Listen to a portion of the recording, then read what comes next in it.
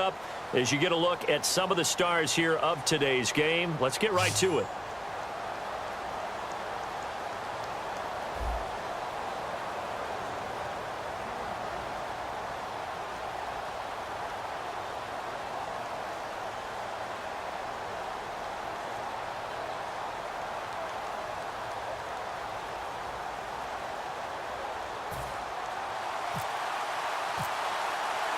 Steven Hauschka now about set to get this one started. And we are underway from AT&T Stadium. And a fair catch signaled for and taken successfully.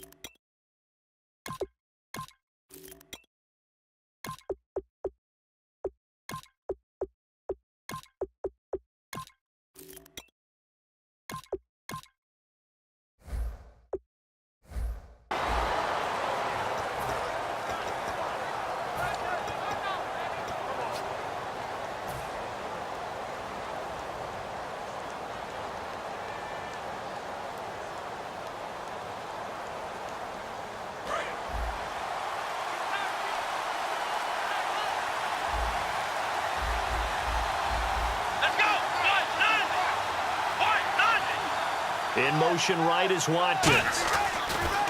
McNair. Going to throw right side here, complete. And they finally get him, but not before he reaches the 33-yard line. Partner, this is why I hated curl and go routes, because you think you're driving on a receiver who's making a break back towards the quarterback, and if you don't focus the correct way, guess what? He runs right past you, just as we saw him that play. Sideline throw, it's complete. And a nice job there of keeping the toes in bounds. So much goes into a successful play, doesn't it? How about that play action there, freezing the defense just enough to bring the tight end free downfield for the completion. Here we go. And the big tight end shifting around. Now a first carry from Melvin Gordon. It'll be a pickup of a couple, and it leaves him with a 3rd and 3.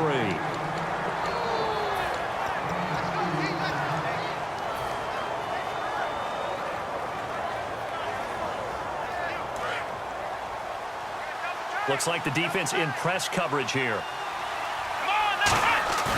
Here's a play fake as they set up to throw. Going underneath for Gordon. That one goes for 16 yards. It sets him up 1st and goal. We can talk all we want about football being a game of strength and brawn. It's also a game of mismatches, and they're trying to create one there, getting it to their back out of the backfield to make a bigger play. As we often say, get it to him in space, let him use his leg. Yeah, if he can get a matchup against a linebacker or maybe a defensive end. And got his man. It's caught. Touchdown, Houston. Sammy Watkins, a 9-yard touchdown grab. And the Texans take it all the way down the field and score on the opening drive. And the Texans take a 7-0 lead.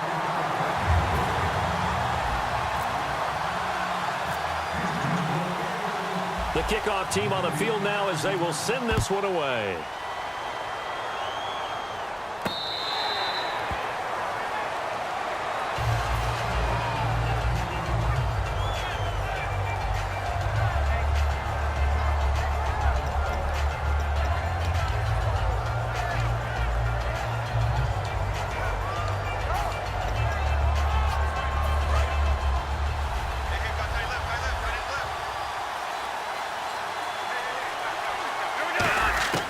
They'll come out throwing here to start the drive. He's got time.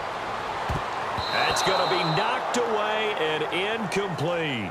Well, I guess we just discovered that someone is certainly not going to sit back and just take it in this game, huh? No, they were trying to get that touchdown back in one shot. One shot, trying to help out his defense and let the other team know they were coming after him.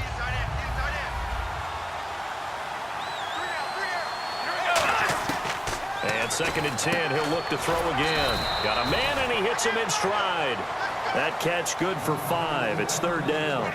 Well, the strategy was evident there. Get it to your tight end and make it a one-on-one play with a cornerback. Who's usually going to win that one? The tight end, but not there. Not in this situation. How about the corner defeating that logic and making a really nice tackle? And he takes a shot on the release as this will be incomplete. They were trying to get the connection with a former Buckeye, Braxton Miller. And now it's 4th down. 3rd down is a down. Both sides know they absolutely have to win. And the name of the game for the defense is pressure on the quarterback. But pressure on the quarterback with contact, that's how you end up winning it. And no move to get the offense off the field. They're going on 4th and 5.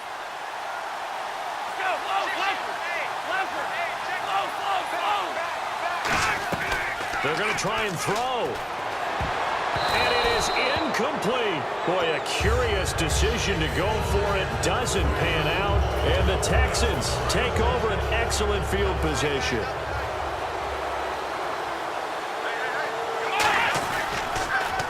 Counter. Here's Gordon. And he's got some space here. It's a 7-yard carry to set them up with a 2nd and 3. Some runs are blocked so well, you almost forget that someone has to carry the ball to gain the yardage.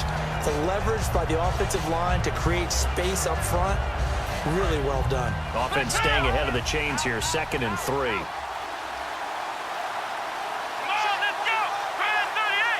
They'll send a receiver in motion left.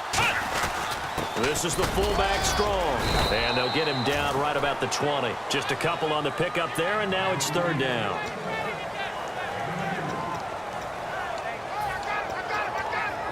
So 2nd down was a run play. Now let's see what they do on 3rd. Watkins alone on the left side. And the wideout in motion.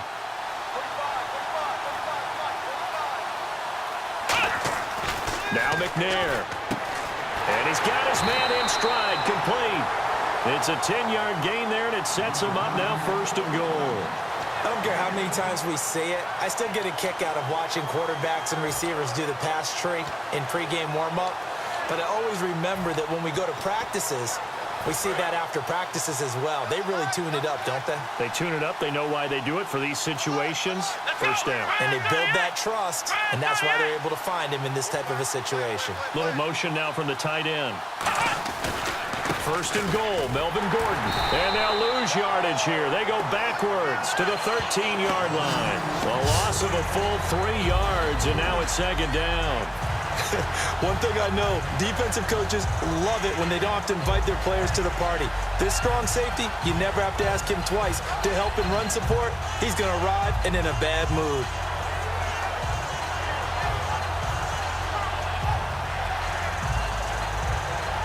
Final 30 seconds of this 1st quarter, and it's been a quarter dominated by the guys with the football.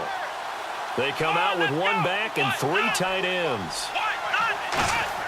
On 2nd down, McNair. And a quick throw here, that's complete.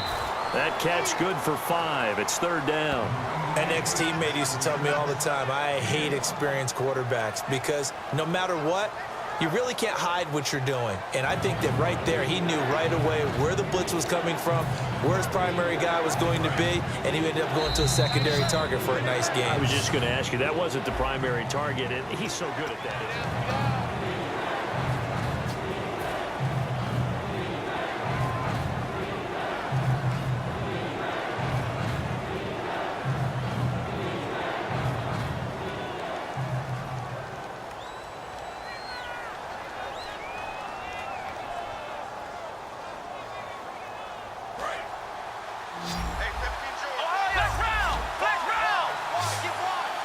An extra defensive back on the field here for 3rd and goal.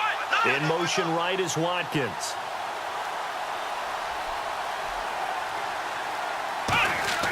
Here's McNair. And that is incomplete. Sammy Watkins the intended target, and that brings up 4th down. And you really can't pin that one on the quarterback, Charles. The O-line, they've got to protect better. And they know it. That's their meal ticket. They want to take care of the big guy behind them. In this case, they let him down.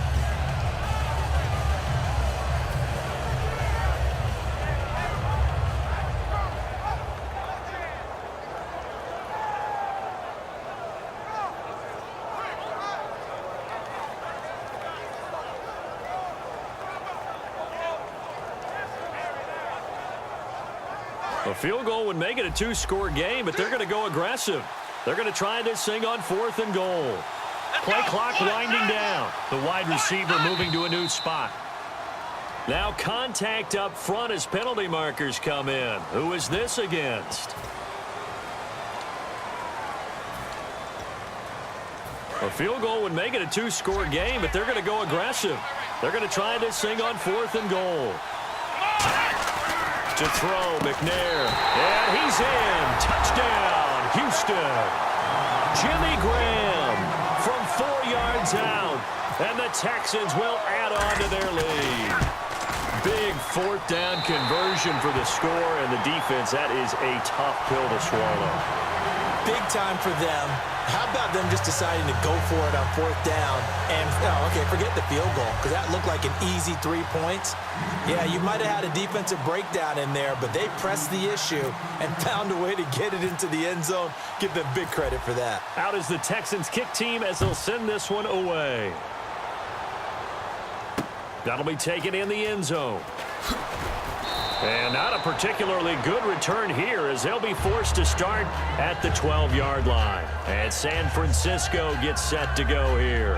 And last time this unit was out here, costly turnover, and then that turned into 6 points. They've got to make amends.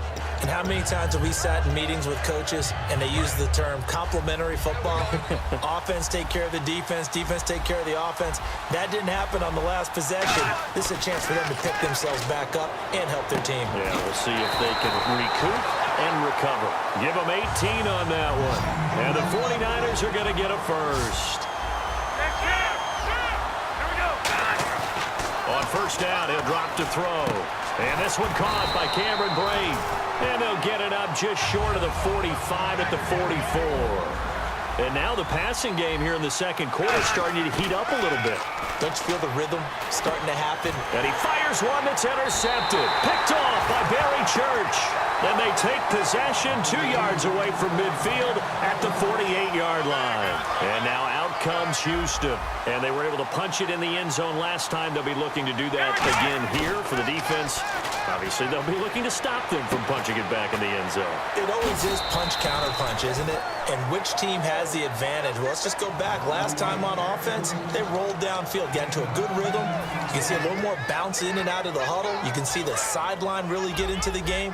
So defensively, you're thinking to yourself, how do we take that away from them? How do we get the advantage back?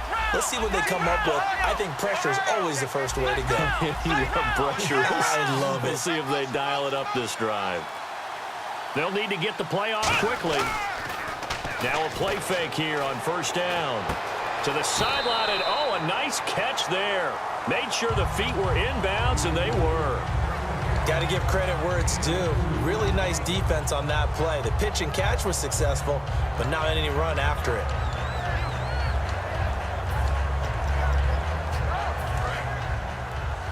And on the outside, they're playing press coverage. One man in the backfield is Gordon. McNair. And left side here, it's Graham. And he's going to get this down near the 20-yard line. 15 yards through the air and a 1st down. And defensively, they were in zone coverage there. Do you have to be a little careful? You're losing, playing against a good quarterback like he is, to not play too much zone? Yeah, you have to be careful about how much time you're giving up. I think it's a good point you just brought up. So maybe if you still want to play zone, you go to a zone blitz scheme. And you can drop anyone out of your defensive front. Defensive end, deep. And he'll take this one in for a Texans touchdown.